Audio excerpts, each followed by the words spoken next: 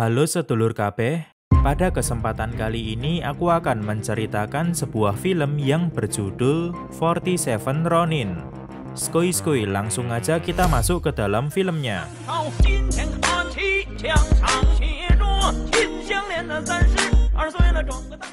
Cerita bermula di sebuah provinsi bernama Ako, di mana ada seorang bocah bernama Kai yang tidak diketahui dari mana asalnya atau bagaimana dia bisa sampai di Ako. Banyak yang percaya bahwa dia dibesarkan oleh iblis hutan yang mengajarkannya sihir hitam dan seni membunuh yang sangat mematikan. Suatu hari, Kai ditemukan oleh pasukan samurai Ako dan akan dibunuh oleh seorang bernama Oishi. Tetapi penguasa provinsi Ako yang bernama Asano melarangnya. He's a child, just like you. Ternyata sebelumnya Kai mencoba kabur dari hutan iblis, dan untunglah dia diselamatkan oleh Asano. Disinilah pertama kalinya dia bertemu dengan putri Asano yang bernama Mika. Hubungan dua sejoli ini kian memanas ketika pihak perempuan memberikan ciuman pertamanya. Cerita berlanjut saat Kai sudah beranjak tua. Pada suatu hari dia sedang melakukan perburuan monster bersama pasukan samurai Ako. Di sini terjadi perburuan yang cukup alot.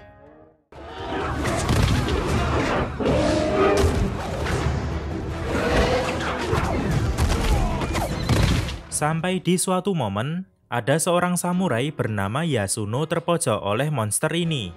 Namun untunglah Kai datang untuk memberikan pertolongan dan mengalahkan si monster.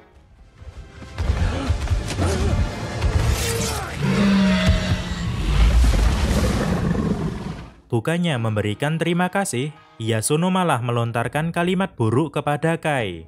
Tampaknya stigma negatif itu masih melekat pada diri Kai. Lebih parahnya lagi, Yasuno lah yang mendapatkan pujian atas terbunuhnya si monster. Tetapi di sini Oishi menyadari bahwa yang membunuh monster itu adalah Kai. Setelah perburuan itu, Kai mendapati seekor rubah putih yang tiba-tiba muncul. Dan dia juga merasakan sesuatu yang janggal. Kembali ke Asano yang sudah pulang ke istana dengan selamat. Perburuan tadi dilakukan karena Provinsi Ako akan menyelenggarakan sebuah turnamen yang akan dihadiri oleh beberapa tamu penting. Intinya agar para tamu bisa datang dengan selamat dan turnamennya bisa berjalan dengan lancar. Berpindah ke provinsi saingan Ako yaitu Nagato, yang dipimpin oleh penguasa bernama Kira. Di sini juga diperlihatkan rubah putih yang ternyata adalah penyihir bernama Mizuki. Tampaknya mereka ini memiliki rencana yang jahat terhadap Asano dan provinsi Ako. Sedangkan di sisi Kai, dia didatangi oleh Mika yang khawatir padanya. Setelah perbincangan yang cukup singkat, pertemuan itu harus diakhiri dengan kurang menyenangkan, di mana sebenarnya dua sejoli ini saling mencintai, tetapi Kai merasa bahwa hubungan itu tidak akan bisa berlanjut.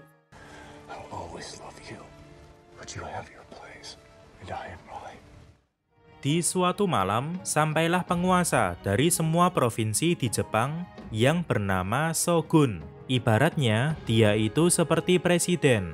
Di saat acara sambutan sedang berlangsung, Kai melihat seorang wanita yang mempunyai mata yang sama dengan rubah putih di hutan sebelumnya. Kemudian dia pun melaporkannya kepada Oishi karena yakin wanita itu adalah penyihir. Tetapi Oishi tidak percaya dan berpikir bahwa Kai hanya tergila-gila oleh wanita cantik. Hari yang dinantikan pun tiba. Ternyata ini adalah turnamen pertarungan samurai antara provinsi Ako dengan Nagato. Berlanjut ke acara hiburan yang sedang berlangsung, Yasuno sedang bersiap-siap karena dia adalah samurai yang terpilih untuk bertarung.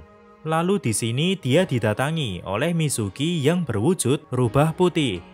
Kemudian waktu pertarungan telah tiba. Perwakilan Nagato sudah masuk ke arena, namun Yasuno masih belum terlihat. Yang ternyata Yasuno sudah diguna-guna oleh Mizuki. Tentunya ini adalah berita buruk. Kalau pihak mereka tidak segera mengirimkan samurai, maka provinsi Ako akan menanggung malu. Sampai akhirnya Kai turun ke arena untuk menggantikannya. Untunglah di sini dia memakai sebuah sirah yang menutupi seluruh tubuhnya, sehingga orang-orang tetap menganggapnya sebagai Yasuno. Dan disinilah Kai harus berhadapan dengan seorang samurai bertubuh layaknya Buto.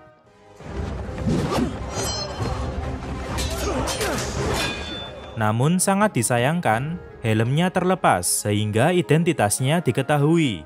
Dan lagi-lagi ini adalah hal buruk, karena Kai bukanlah seorang samurai, sementara turnamen ini hanya boleh diikuti oleh seorang samurai. Hal ini membuat Shogun turun ke arena dan memberikan hukuman mati kepada Kai. Lalu tiba-tiba Mika bersujud, memohon agar Kai tidak dibunuh. Walaupun Shogun mengabulkan permohonan itu dan menggantinya dengan hukuman pukulan,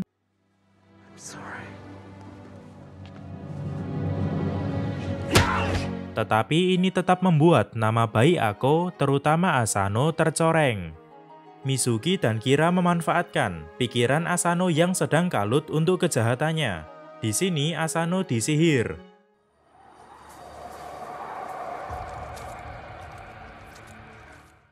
Di alam bawah sadarnya dia berusaha menyelamatkan Mika yang sedang diperkosa oleh Kira.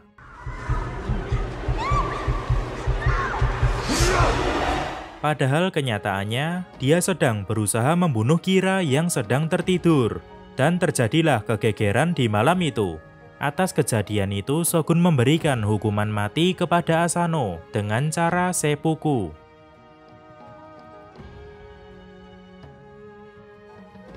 Oishi sebagai orang yang sangat setia kepada Asano merasa bahwa Asano sudah disihir sehingga melakukan hal tersebut. Tetapi Asano menyatakan bahwa dia siap dihukum atas kesalahannya demi membersihkan nama baik Ako serta semua pengikutnya. Sampai tibalah hari untuk melakukan seppuku. Dan pada hari itu juga, Asano menyusul istrinya yang sudah meninggal terdahulu.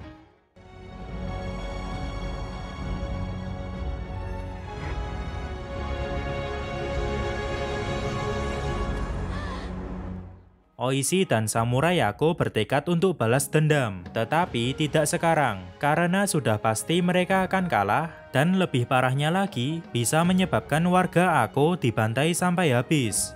Setelah itu Shogun memberikan beberapa keputusan.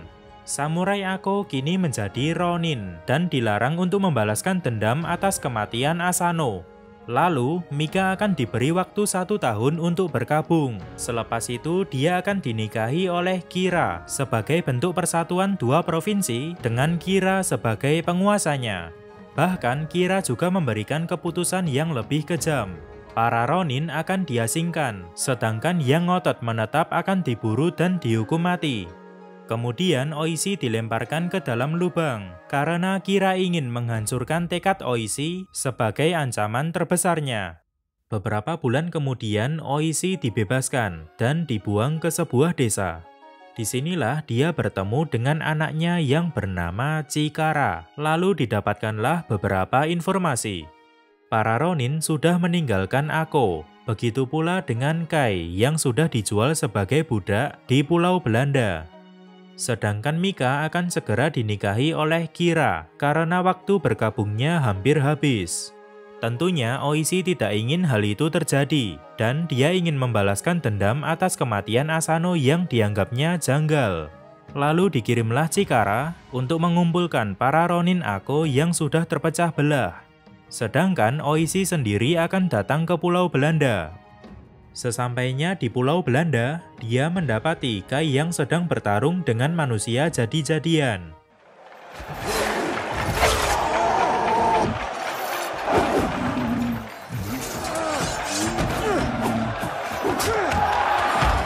Tampaknya Kai sudah mengalami banyak tekanan beberapa bulan terakhir, sehingga membuatnya hilang kendali, bahkan sempat menyerang Oishi.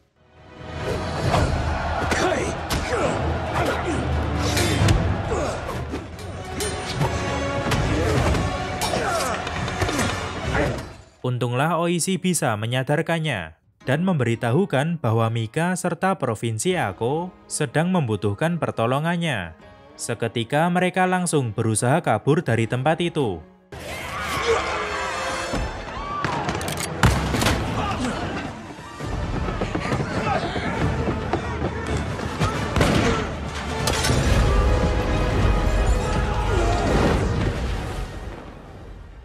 Pada awalnya, Kai sempat marah karena dulunya sering diperlakukan dengan tidak adil. Bahkan Oishi juga tidak mempercayai ucapannya sebelumnya. Namun di sini Oishi mengakui kesalahannya dan memohon bantuan dari Kai. Sampai akhirnya Kai mau memberikan bantuan, yaitu sebagai balas budi atas kebaikan Asano yang dulu pernah menolongnya sewaktu kecil. Sementara di tempat lain, Kira mendapatkan kabar bahwa Kai berhasil kabur dari Pulau Belanda dengan dibantu oleh seseorang. Kira pun yakin bahwa itu adalah Oishi. Dia pun langsung menyuruh Mizuki untuk mencari dan membunuhnya. Berpindah di sebuah danau, di mana Oishi akan menyusun rencana bersama Ronin yang lain. Serangan akan dilancarkan saat Kira sedang berdoa di sebuah kuil. Maka dari itu dikirimlah seorang bernama Isogai untuk mencari informasi, yaitu kapan Kira akan pergi ke kuil. Lalu dua orang bernama Chusaemon dan Okuda diminta untuk mengumpulkan para Ronin yang lain. Sedangkan Oishi akan memimpin sisanya untuk mencari pedang di Uetsu, yaitu desa para pembuat pedang. Tetapi sesampainya di Uetsu, ternyata desa itu sudah dijajah oleh prajurit Kira. Mereka pun langsung berpura-pura menjadi petani yang akan membeli peralatan di desa itu. Kemudian saat para prajurit lengah, Kai langsung melancarkan serangan.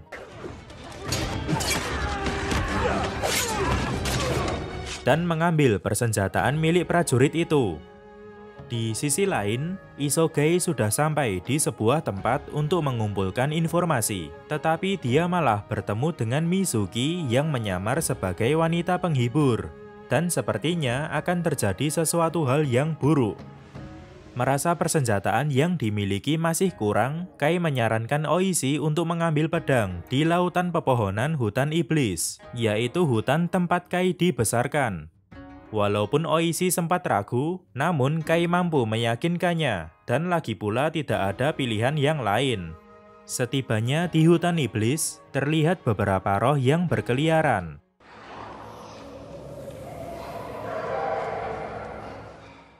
Di sini Oishi diberitahu bahwa tekad mereka akan diuji. Kai juga menyuruhnya untuk tidak menarik pedang apapun yang terjadi.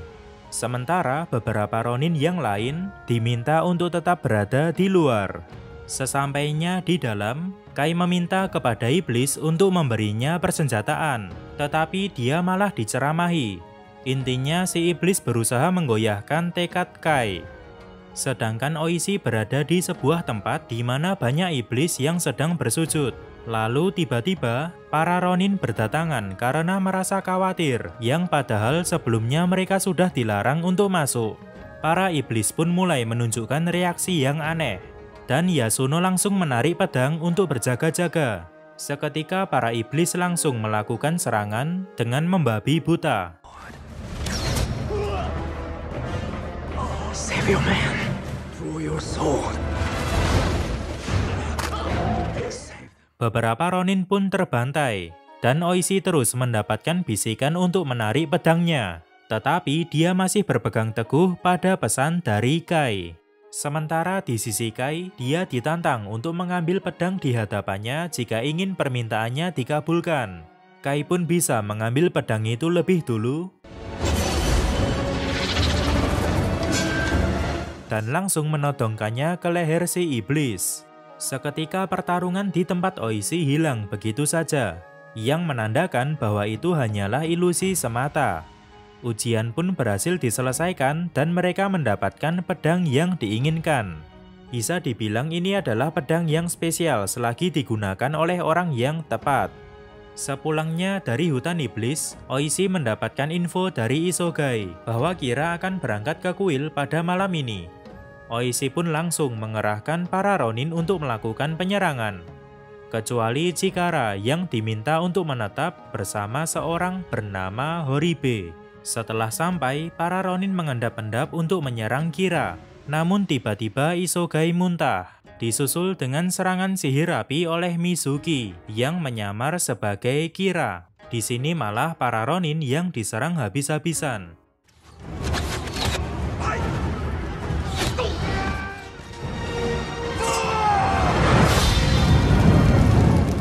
Jadi intinya, Mizuki telah menyihir Isogai di pertemuan sebelumnya dengan tujuan jebakan di malam ini. Setelah tempat itu habis terbakar, Mizuki menemukan pedang milik Oishi yang tergeletak. Lalu dia pun memberikannya kepada Kira sebagai bukti bahwa dia telah menunaikan tugasnya, yaitu menghabisi para Ronin terutama Oishi. Namun tentunya Oishi belum mati, dia berhasil kabur bersama Ronin yang lain. Tetapi ini tetap menjadi berita buruk karena banyak yang terluka, bahkan ada juga yang meninggal. Ketika Oishi merasa putus asa, Kai datang untuk kembali membangkitkan tekadnya. Intinya mereka masih punya kekuatan untuk balas dendam. Ditambah lagi bahwa Kira menganggap bahwa mereka sudah mati akibat jebakan tadi, dan itu menjadi keuntungan tersendiri. Sampai suatu ketika Kai melihat sebuah rombongan dari kejauhan. Ternyata mereka adalah rombongan yang dulu pernah mengisi pertunjukan di Ako, dan sekarang akan mengisi pertunjukan di acara pernikahan Kira. Disinilah Oishi merencanakan sesuatu berkaitan dengan penyerangan terhadap Kira.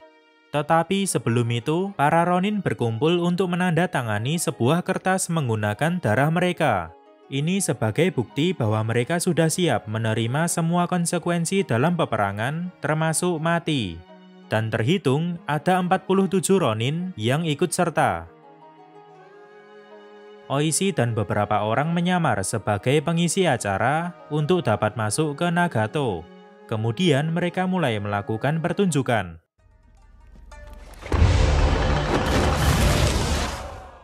Sementara yang lain masuk ke Nagato dengan cara memanjat tebing jurang. Dan dimulailah penyerangan oleh Ronin secara diam-diam.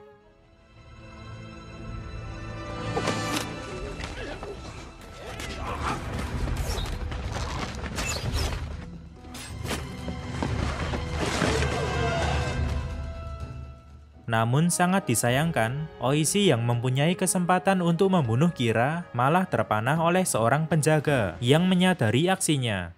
Setelah itu Kira dan Mika dilindungi oleh para prajurit menuju tempat yang aman. Sementara di samping itu terjadi peperangan hebat. Di antara 47 Ronin melawan sekitar 1000 pasukan Nagato. Shibuto bisa dikalahkan dengan ledakan bom. Lalu Mika berhasil meloloskan diri dari Kira dengan dibantu oleh Kai dan Oishi. Setelah itu Kai menyusul Mika dan di sini dia harus bertarung dengan Mizuki.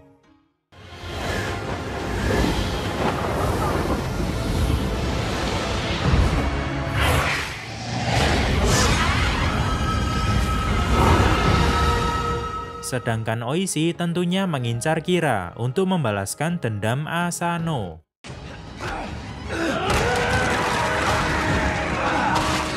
Singkat cerita, baik Mizuki maupun Kira dapat dikalahkan.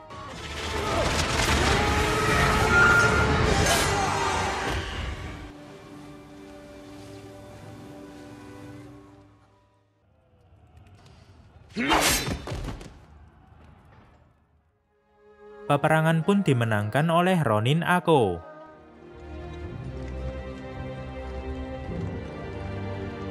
Tetapi ini belum berakhir, mereka harus siap menerima hukuman dari Shogun. Karena sebelumnya, para Ronin dilarang keras untuk membalaskan dendam atas kematian Asano.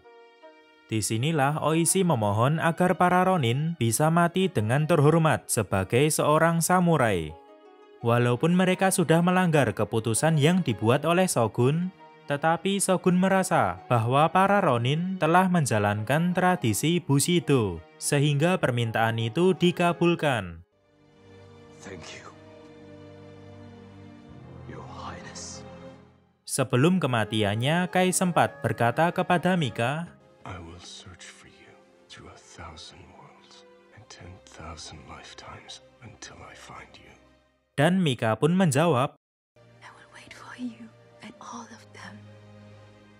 Hari pun berganti, dan inilah saatnya Oishi dan yang lain akan mengakhiri hidup mereka. Di sini lagi-lagi Shogun memberikan keputusan yang baik, di mana Chikara yaitu anak Oishi diizinkan tetap hidup, yaitu untuk meneruskan keturunan dan mengabdi kepada Ako.